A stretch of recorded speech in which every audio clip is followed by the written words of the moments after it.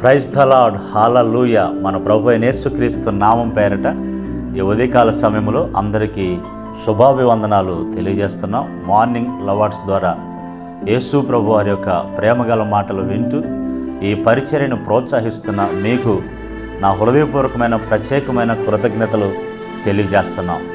ఇతరులకి షేర్ చేయండి, సబ్స్క్రైబ్ చేయటం మర్చిపోగాకండి. కొత్తగా చూస్తున్న వాళ్ళైతే నా ప్రియ దేవుని బిడ్డలారా, ఈ సోమవారం ఎలా ఉండారు? నిన్న దేవుని వాక్యాన్ని విని ఈరోజు ఆ వాక్యంతో సంతోషంగా ఉండారని నేను మిమ్మల్ని బట్టి దేవునికి స్తోత్రాలు చెల్లిస్తున్నా. ఎందుకంటే దేవుని వాక్యం మన ఆత్మీయ జీవితానికి ఎంతో ఉపయోగకరంగా ఉంటుంది.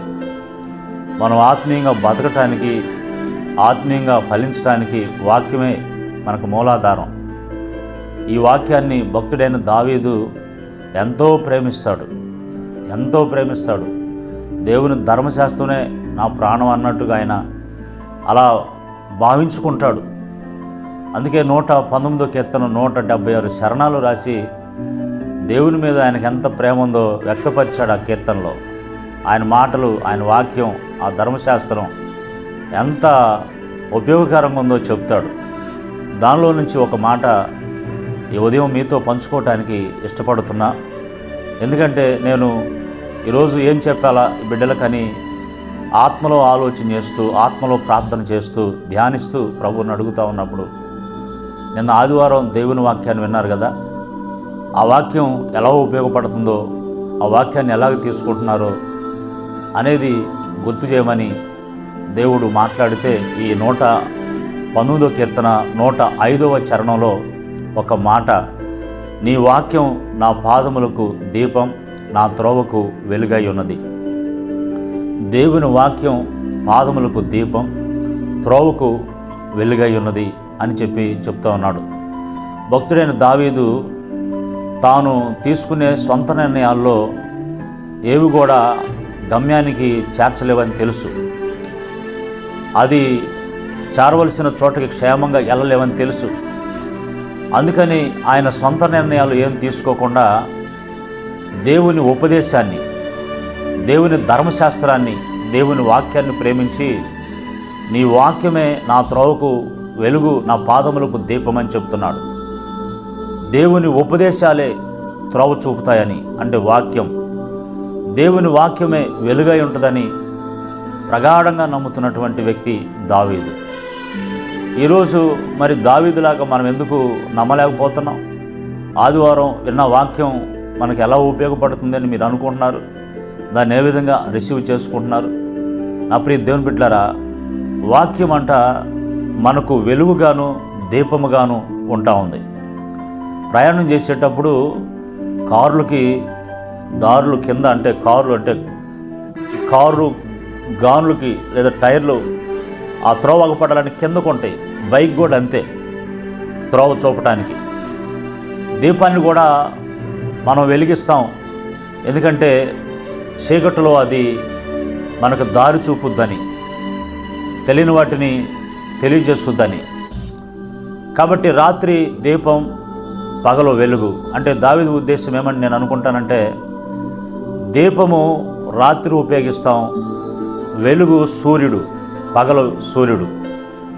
అందుకనే పౌలు ఏమంటాడంటే, అపొస్తలుడైన పౌలు, మనము చీకటిలో ఉన్నను వెలుగు సంబంధులమే అని అంటాడు.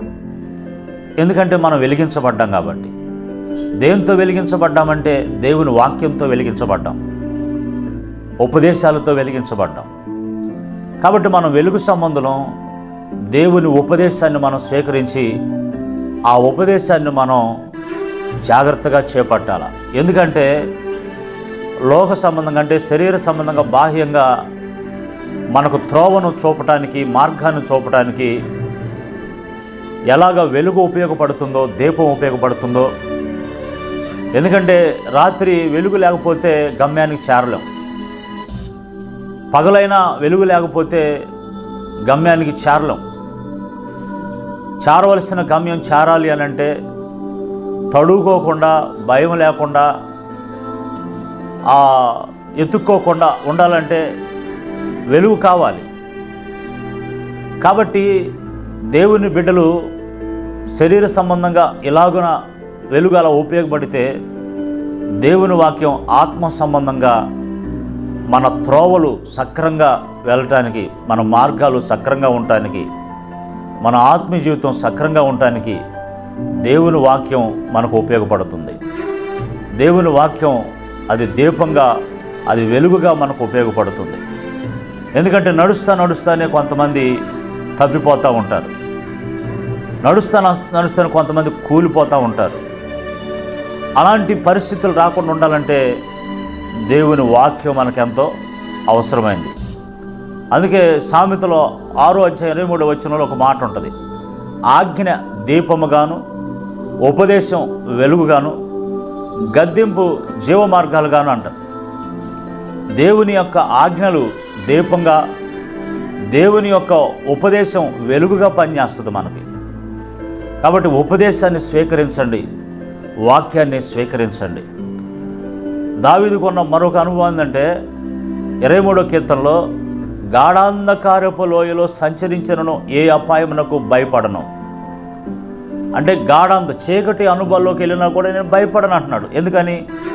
ఉపదేశం వెలుగుగా ఉంది, ఆజ్ఞ దీపముగా ఉంది. ఆయన దేవుని ఉపదేశాన్ని, దేవుని వాక్యాన్ని స్వీకరించేవాడు. ఈ వాక్యం చీకటిలో కూడా నీకు వెలుగుగానే ఉంటుంది. నువ్వు భయపడవు, నువ్వు తడువుకోవు. ఇంకో మాట మీకు గుర్తు చేస్తాను, ప్రియ దేవుని బిడ్డలారా, మీరు ఆత్మీయంగా గమ్యానికి చేరుకోవాలంటే ఈ వాక్యమే. ఏ గమ్యం? పరలోకానికి చేర్చేది ఈ వాక్యమే. ఇంకో మాట చూద్దాం, శరీరం సంబంధంగా ఈ భూమి మీద ఏది నువ్వు ప్రారంభించినా గమ్యానికి చేరాలంటే దేవునితో నీ సహవాసం, దేవుని వాక్యం అది నేను స్థిరపరుస్తుంది. ఇల్లు ప్రారంభించుకున్నావా, ఆగిపోకుండా కొనసాగాలి. చదువుతో ఆగిపోకుండా కొనసాగాలి. ప్రయాణం చేస్తున్నావా, ఆగిపోకుండా కొనసాగాలి. అంటే గమ్యానికి చేర్పిస్తుంది దేవుని వాక్యం. దానిలో ఏముంటుందంటే తృప్తి ఉంటుంది, ధైర్యం ఉంటుంది, సంతోషం ఉంటుంది. అందుకే దావీదు దాన్ని కోరుకుంటున్నాడు. ఈరోజు నా ప్రియ దేవుని బిడ్డలారా, ఆదివారం వెళ్ళాం, వచ్చాం, వాక్యం విన్నాం, అయిపోయింది. అంతేకాదు, ఈ వాక్యం నీకు ఈ విధంగా ఉపయోగపడుతుంది. దాన్ని అనుభవించు. ఆ సంతోషాన్ని, ఆ వాక్యంలో, ఆ ఉపదేశంలో ఉన్న సంతోషాన్ని, ఆ ఆనందాన్ని, ఆ తృప్తిని అనుభవించి ఇతరులకి పంచు.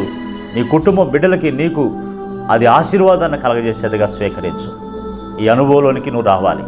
ప్రార్థన చేద్దాం. సర్వకృప అనేది యేసు ప్రభువా, నీ గొప్ప నామాన్ని బట్టి స్తోత్రాలు. నీ కృపలో నాయనా, నీ వాక్యం మా ప్రార్థనలకు దీపం, నా త్రోవకు వెలుగై ఉందని భక్తుడైన దావీదు తన అనుభవాల్లో పంచుకున్న మాటలు మేము గుర్తు చేసుకున్నాం. ఈ మాటలు విన్న నీ బిడ్డలు నాయన ఉపదేశాన్ని నాయన అంగీకరించి, వాక్యాన్ని స్వీకరించి, దాన్ని అనుసరించి నడుచుకునేటట్లుగా అది వాళ్ళకి వెలుగుని, త్రోవను చూపిస్తుంది, పాదములకు వెలుగుగా ఉంటుంది, గమ్యానికి చేరుస్తుంది, సంతోషాన్ని, తృప్తినిస్తుంది అని గ్రహించి నీ ఉపదేశాన్ని స్వీకరించి అనుసరించే కృప ఇచ్చామని యేసు నామములో ప్రార్థిస్తున్నాం తండ్రి.